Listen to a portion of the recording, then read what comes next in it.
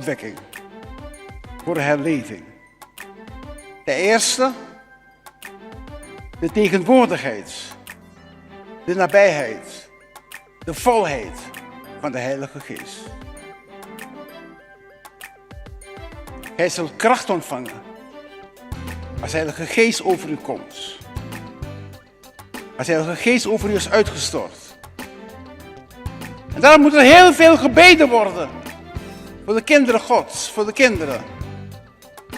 Gedenk in de heiligen, zegt de Bijbel meerdere keren. Bid voor de heiligen. Heiligen zijn de kinderen Gods. Ieder kind van God is een heilige voor God. Er moet een serieus verlangen in ons zijn om te bidden. Voor de kinderen Gods en de bekering. En daarnaast de bekering van zondaren. Bid voor alle mensen, voor hoge plaatsen enzovoort.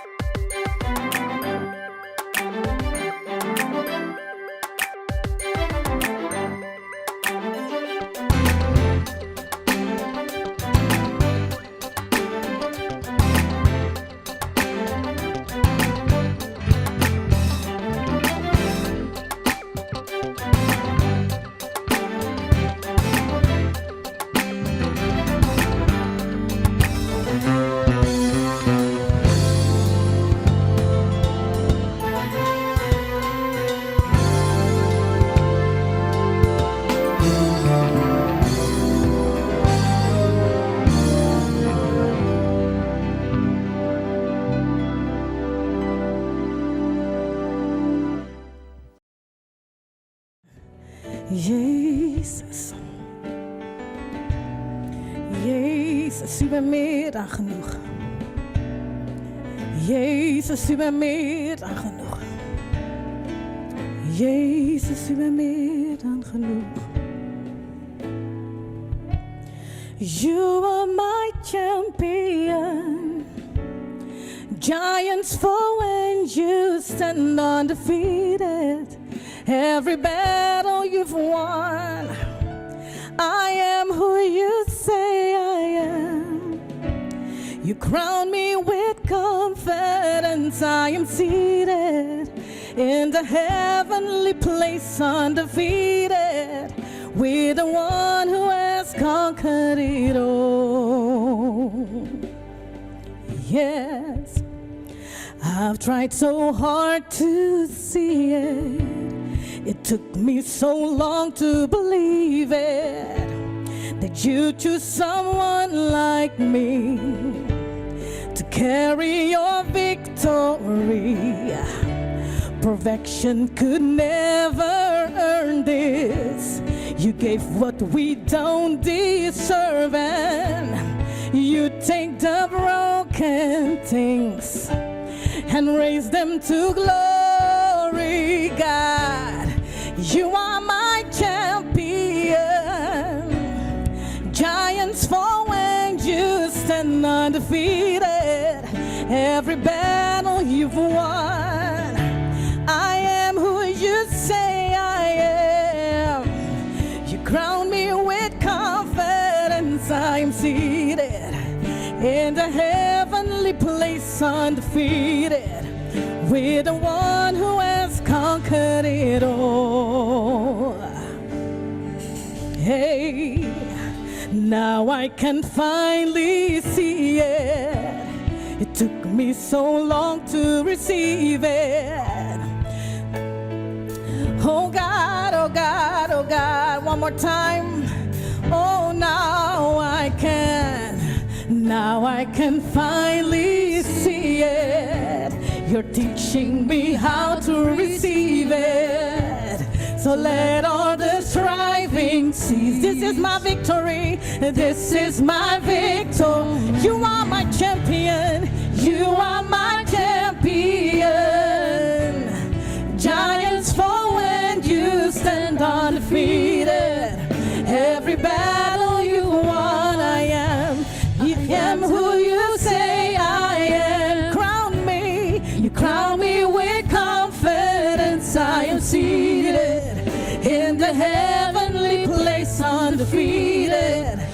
with the one who has conquered it all. One more time, you are my champion, yes.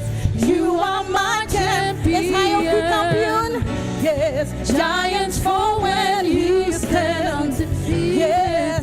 Every battle you won, I am who you say I am.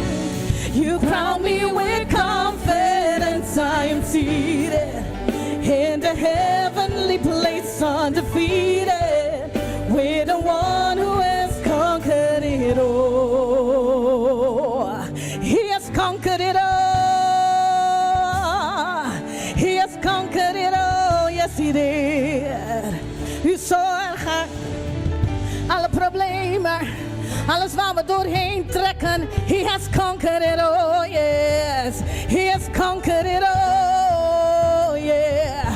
Hiervan vergeten wij. We vergeten wie we zijn in u. We vergeten wat we hebben in u. We vergeten wie u bent voor ons. He has conquered it all, yes. He has conquered it all, yes. Dank hem, dank hem, dank hem. Dank u Jezus, dank u Jezus, dank u Jezus. When I open up my mouth, when I open up my mouth, every wall comes crashing down. I have the authority Jesus has given me, yes. When I open up my mouth, miracles, miracles start breaking out. I have the authority. We have the authority Jesus has given. When I lift my voice, when I lift my voice and sing, every wall comes crashing down. I have the authority Jesus has given me. When I open up my mouth, yes, I open up my mouth, miracles, yeah, I have the authority, yes. One more time, when I lift my voice and sing, when I lift my voice and sing, every wall comes crashing down. I have the authority, Jesus, Jesus has. When I lift my voice and shout, when I lift my voice and shout, miracles crowd breaking down. I have the authority, Jesus, Jesus, you are my champion, you are my champion, yes. Giants fall when you stand undefeated. Every battle you won, I am who you say I am. You crown me with confidence. I am seated in the heavenly place, undefeated. Where I am seated in the heavenly place, undefeated. I am seated in the heavenly place, undefeated, with the one who has conquered it all. We are seated with him in high places. Wacht u niet totdat u klaar bent.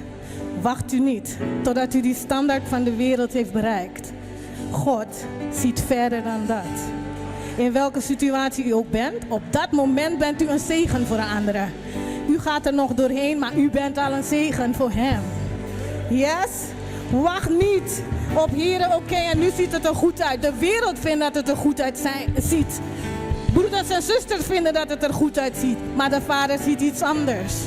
U bent klaar.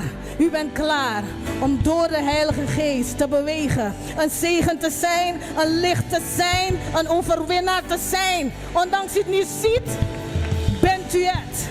Omdat Hij met u is. Amen. Omdat Hij met u is. Jezus. Jezus.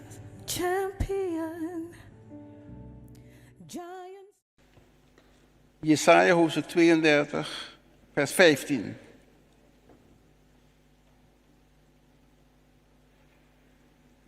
Eén tekst.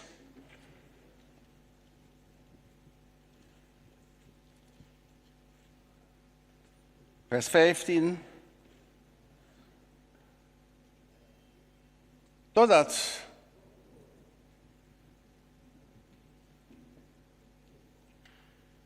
over ons is uitgestort. Over ons uitgestort wordt de geest uit de hoge.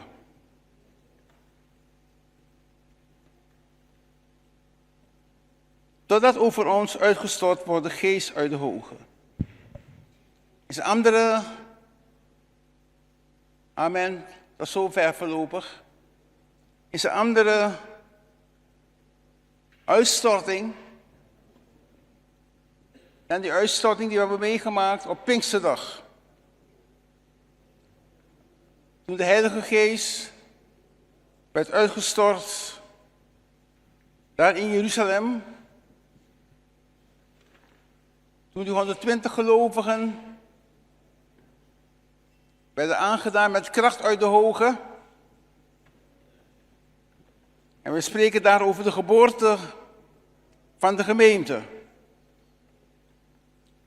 Maar hier wordt over een uitstorting gepraat.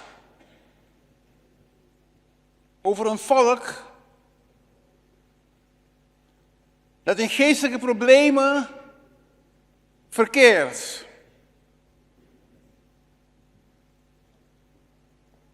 En die alleen maar kunnen overwinnen als de Heilige Geest over hen uit de hoge wordt uitgestort. En hetzelfde geldt voor ons in deze tijd, waarin we leven. Er gebeuren zoveel dingen in de geestelijke wereld, zoveel dingen ook in de maatschappelijke wereld. Zoveel problemen waarmee mensen geconfronteerd worden. En geen doorbraak in hun leven zien. En er wordt steeds verlangd naar een doorbraak, een geestelijke doorbraak. Wij allemaal verlangen om meer van God te zien, meer van Jezus. En zegt de Bijbel, totdat over ons uitgestort wordt de geest uit de hoge. En ik denk dat nog steeds de Heilige Geest een bijzondere plaats inneemt in het huis van God. In het leven van de gelovigen.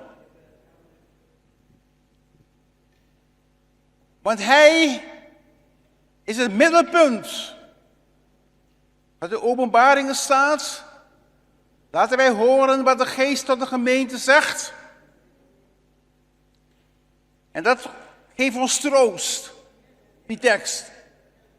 Want de Geest spreekt nog steeds tot de gemeente. En de gemeente moet zich openstellen om aandachtig te luisteren wat de Heer zegt. Niet iedereen die zegt, de Geest heeft mij gezegd, moeten wij zomaar aannemen. En vooral in deze tijd, dan moeten wij het toetsen. Toetsen of het de stem van de Heer is, of niet van de Heer is. Want de boze tracht ook een bepaalde ingang te krijgen onder de mensen. Hij wil zelf onder de gelovigen een bepaalde ingang krijgen. Daarom moeten wij overtuigd zijn, zeker weten, dat de Heilige Geest tot ons spreekt.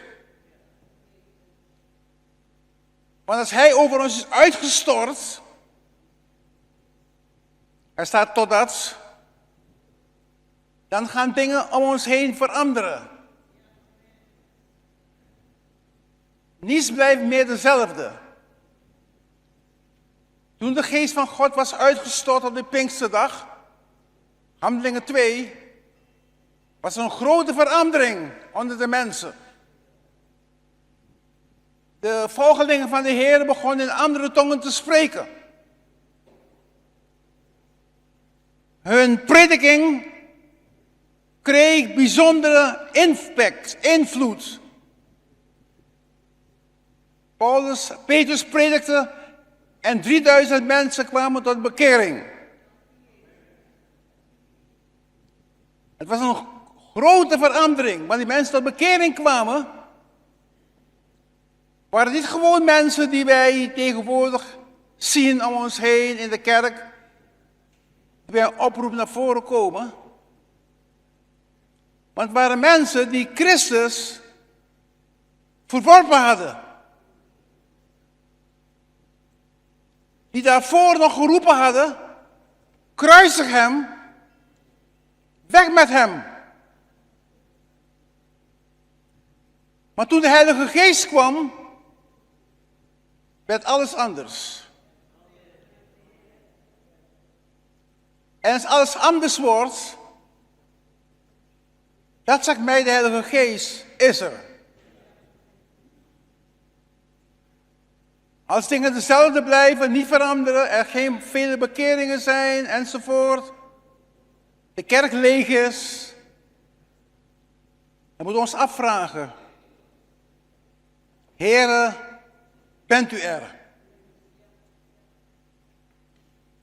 Maar de Heer heeft heel veel mensen, de bekering moeten komen. God wil niet hebben dat één mens verloren gaat. Maar dat alle mensen behouden worden. En tot erkentenis der waarheid komen. Dank u, Jezus. Dan wordt de woestijn een gaarde. Een tuin met bomen, vruchtbomen. Dan woont het recht in de woestijn. Is de gerechtigheid om ons heen.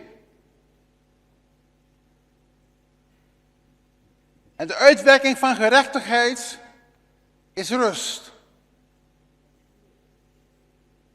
Gerechtigheid geeft rust aan mensen.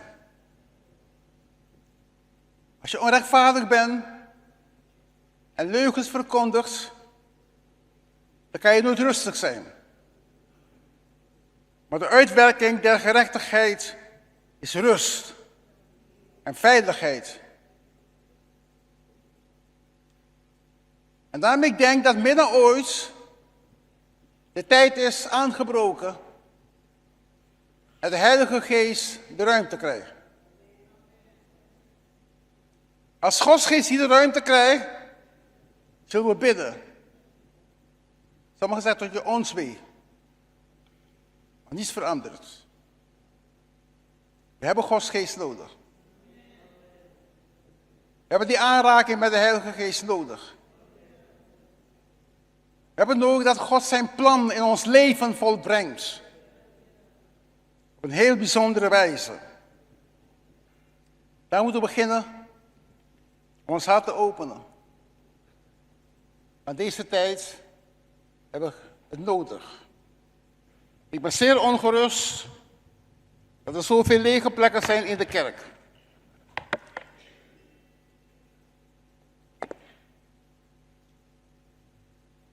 Het is niet evangelisch. Evangelie veel mensen komen tot geloof. Ik weet, ik was een aantal jaren geleden, moest ik ergens prediken, waar het gebied nog in oorlog was. waar er erge dingen gebeurd waren, waar er vele moorden gepleegd waren. En ik en de andere ouderlingen waren uitgenodigd om daar te gaan prediken. Ik zou de prediker zijn.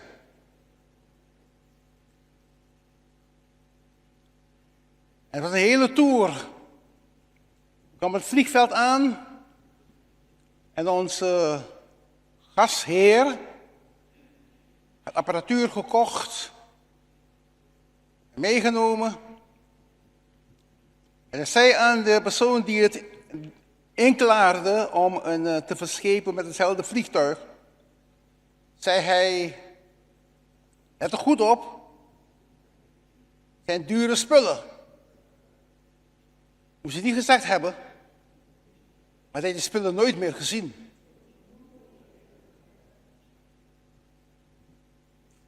Ja, dat was onze eerste ervaring toen we daar gingen om te gaan prediken. De tweede ervaring was, we gingen 's avonds in de bergen, bij een restaurant gingen we eten. En de volgende morgen moesten wij van CNN vernemen hoeveel mensen die ver van ons vermoord zijn.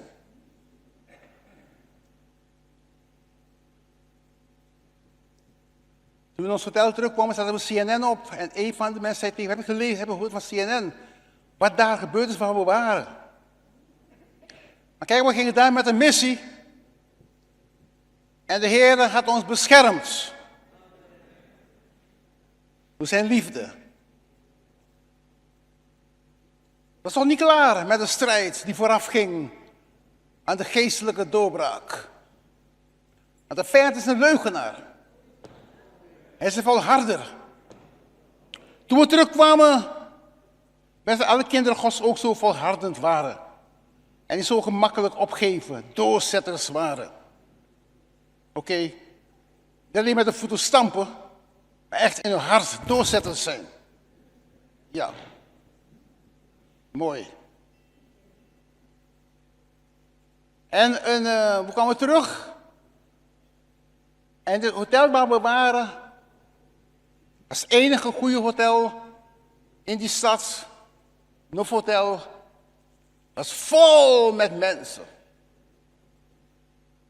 Die kabaal maakten. Er was een groot protest aan de gang.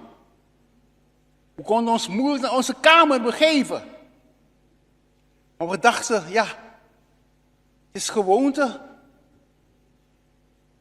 En toen we daar binnen waren, toen hoorden we dat daar een heel ernstig demonstratie was. Met geweld. Vol met mensen die protesteerden. We hebben het overleefd door de genade van de Heer. God is goed. Maar het was nog niet klaar. We gingen naar de samenkomst waar ik zou prediken. En dan hoorde ik, daar waar ik ga prediken, ik ben de eerste prediker die na die massacre, die moordpartijen, daar ging prediken. Dat is de eerste. Anderen hebben nog niet gedurfd om te komen. Maar ik was er. Misschien ben ik naïef, misschien onnozel, ik weet het niet. Maar toen ik daar aankwam, bracht met de auto, kwam ik aan, liep vooruit. En plotseling waren meer dan 10 geweren op mij gericht.